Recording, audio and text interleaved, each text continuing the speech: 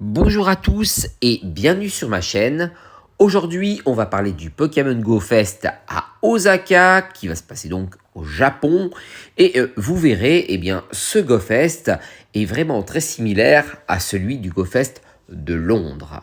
Mais comme je vous l'ai dit, tout événement qui est fly, je vous en parle et le Go Fest n'écarte pas la règle. Voici ce que vous aurez pour ce Go Fest. Et comme vous le voyez, tous les Pokémon que vous avez là, vous les aurez aussi au Go Fest de Londres, à la différence du Pikachu en bas à droite, car oui, il aura une couronne différente à celui de Londres, mais à part ça, vous verrez, c'est pratiquement du copier-coller.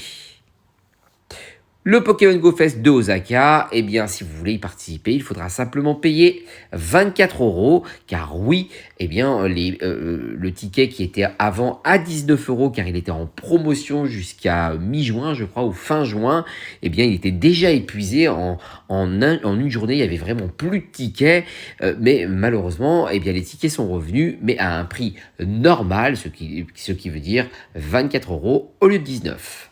Ça va se dérouler du 4 au 6 août 2023, comme celui du Go Fest de Londres. Mais les horaires, bien sûr, vont changer. Ça va se dérouler de 9 h à 19 h, mais pour nous, ça sera de 16 h à 2 h du matin.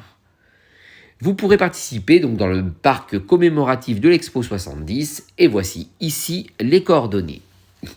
Les Pokémon nouveaux pour cet événement sera Yancy, Stracy, Pikachu couronne améthyste, Zarbi point d'exclamation, Zarbi M, Terra avec un sac, Chlorobule et Araqua qui feront partie des nouveaux Pokémon dans leur version Shiny. Et quand je dis dans leur version, on est d'accord, c'est possibilité de les avoir en Shiny. C'est pas sûr que vous les aurez, mais en tout cas, il y a de fortes chances car on sait bien que les taux Shiny sont augmentés pendant ces événements.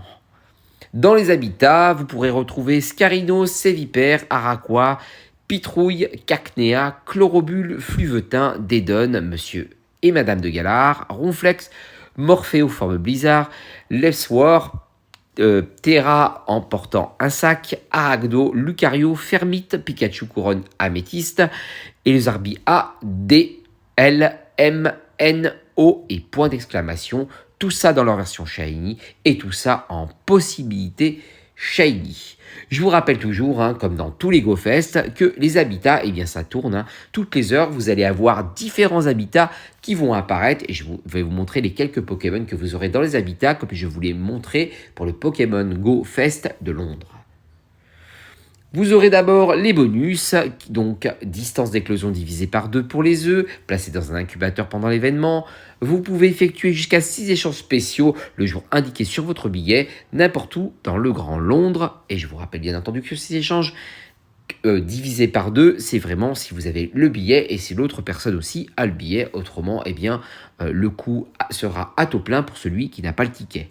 Réduction du coût de poussière d'étoiles pour les échanges, jusqu'à 9 passes de raid gratuits en faisant tourner les photodisques dans les arènes et des bonbons capture x2, vraiment similaire au Go Fest de Londres, mais toujours intéressant.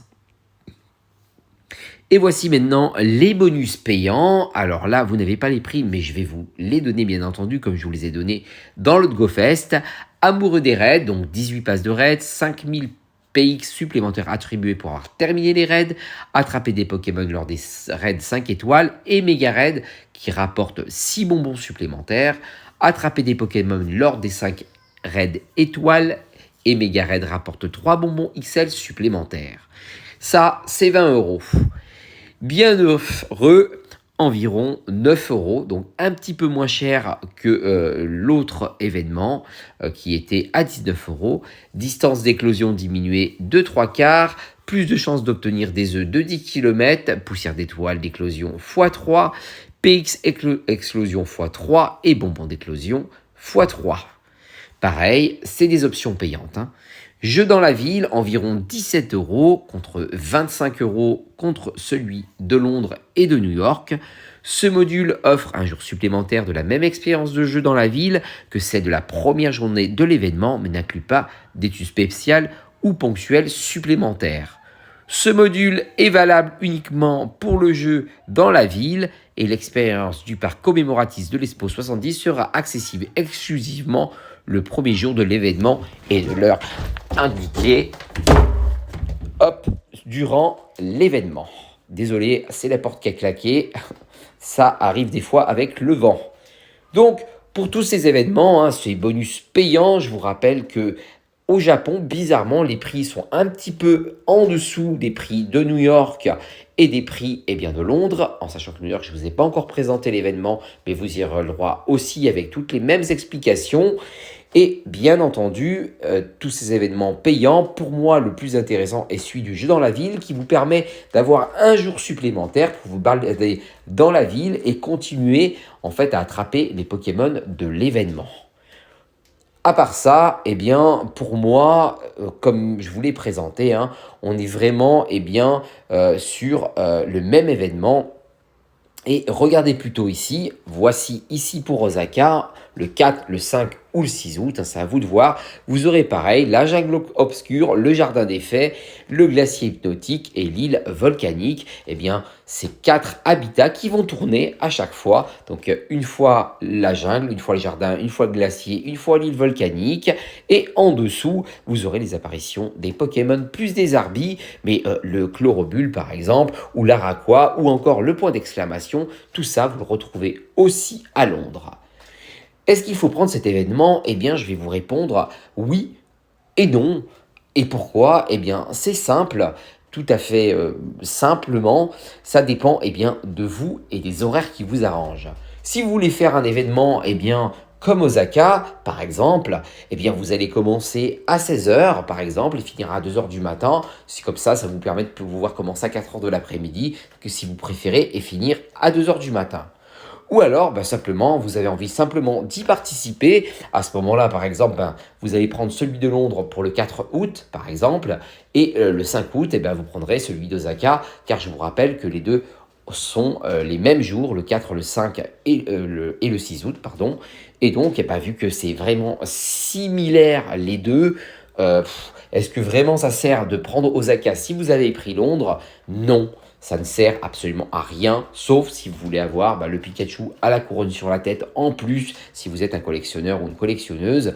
Mais pour cet événement, je vois pas l'intérêt, c'est ou l'un ou l'autre.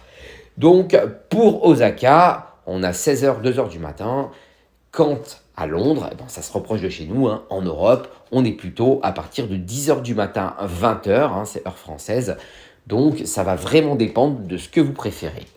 Pour ma part, pour en tout cas cet événement, moi, j'ai choisi de ne pas prendre Osaka, pas du tout, de rester à Londres et New York, pour une raison simple. Pour moi, cet événement se colle vraiment trop avec l'événement de Londres.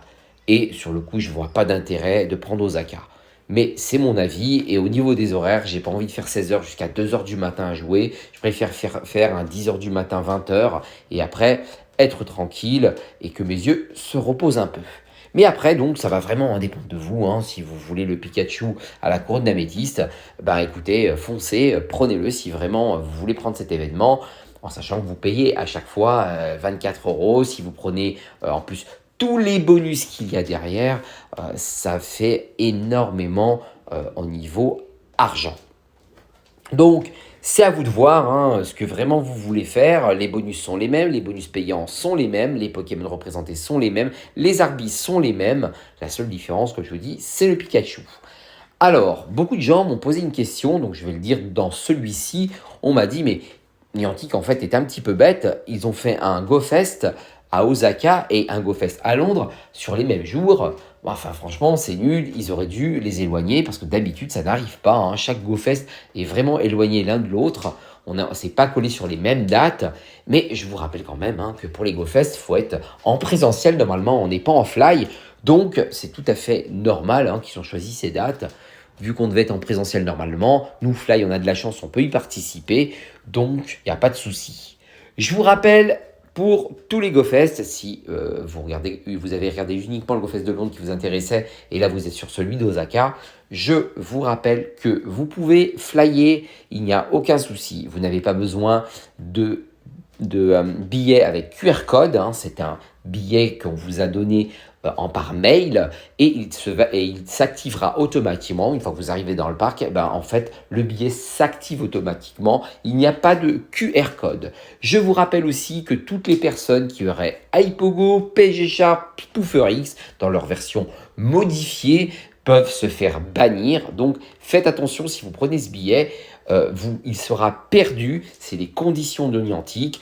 Les billets sont non remboursables, c'est marqué dans leurs conditions de vente. Vous ne pourrez pas leur demander de vous rembourser si vous vous faites bannir. C'est tant pis pour vous et vous pouvez leur demander autant que vous voulez. Ils vous répondront la même chose.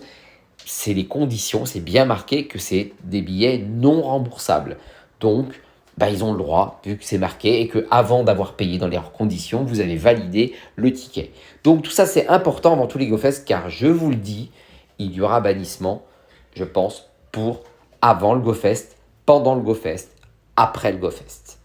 Donc voilà, vous savez tout pour cet événement. J'espère que j'ai tout dit, que j'ai rien oublié. Je pense que non, je pense que j'ai vraiment tout dit. Je pense que c'est un événement aussi intéressant que le GoFest de Londres. Ils sont donc sur la même date, comme je vous l'ai dit, pas avec les mêmes horaires, parce que les horaires du Japon et les horaires de l'Angleterre n'ont rien à voir. Les deux sont intéressants quand on a la passion du jeu, mais est-ce qu'il faut payer ce prix sur le GoFest de Osaka? Je vous ai dit, ça va dépendre si vous voulez vraiment ces horaires-là, et ça va dépendre aussi, si vous n'avez pas pris Londres, que vous préférez le Japon. Voilà, c'est à vous de voir. En attendant, je vous ferai donc la dernière vidéo pour le GoFest de New York et je vous montrerai ce qui est intéressant ou pas au niveau du fly. Et donc, on va se revoir très prochainement. Pensez à liker cette vidéo si elle vous a plu. Pensez bien sûr à vous abonner à ma chaîne.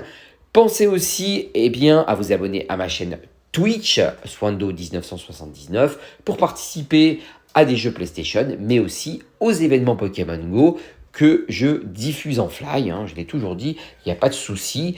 Et je vous rappelle que si vous avez envie en tant que fly ou en tant que légie de venir chez Patty, Patty Légie et Fly, vous le trouvez sur Facebook, elle a un gros quota de membres, c'est une amie, elle est adorable. Si vous avez envie d'y aller, de la rejoindre, écoutez, n'hésitez pas si vous voulez avoir des renseignements, des aides, etc. Vous verrez avec Patty, c'est vraiment top, donc n'hésitez pas. En attendant, je vous souhaite un très bon week-end, je vous fais un très gros bisou et je vous dis à la prochaine pour une prochaine vidéo. Ciao, ciao.